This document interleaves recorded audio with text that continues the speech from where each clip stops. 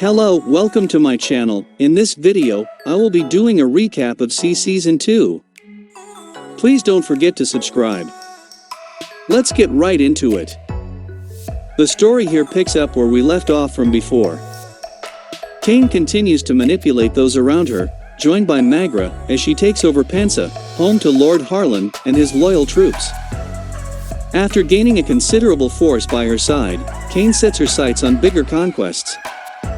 Before we dive into that though, the show also toys with much smaller subplots too, which intertwine around a looming war that engulfs the final few episodes of this season. Specifically, we're graced with Baba Voss heading off on a rescue mission to find and save his daughter, Haniwa. She's currently held up with the Treviantians, a brutal warrior race commanded by none other than Edo Voss, Baba's younger brother. He's got a serious chip on his shoulder after Baba abandoned the family all those years ago. He intends to gain revenge one way or another.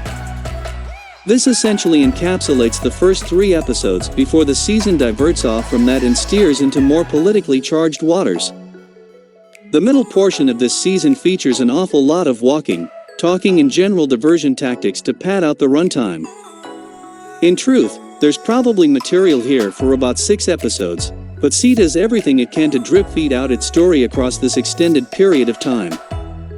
And that's before mentioning that these middle chapters are around 20 minutes shorter than the rest of the show. Thankfully, the final 2 episodes do pick up the pace and end things on a promising note, ready for the already greenlit 3rd season. Aesthetically, C continues to deliver gorgeous scenery, with lots of establishing shots across the frozen tundra, lush forestry, and a whole range of diverse interior locales. There's also some more development with the world building here, introducing new tribes and ideas, although there's still a lot of shaky illogical issues that are difficult to look past. The biggest problem here comes from the elephant in the room: guns. This is America after all, and Season 1's finale confirmed that the world does have working guns still lying around. And yet, no one ever uses them. Instead, we get scenes where Kofan, who is obviously sighted, taught how to fight blindfolded, and Haniwa using her bow and arrow until it's not convenient.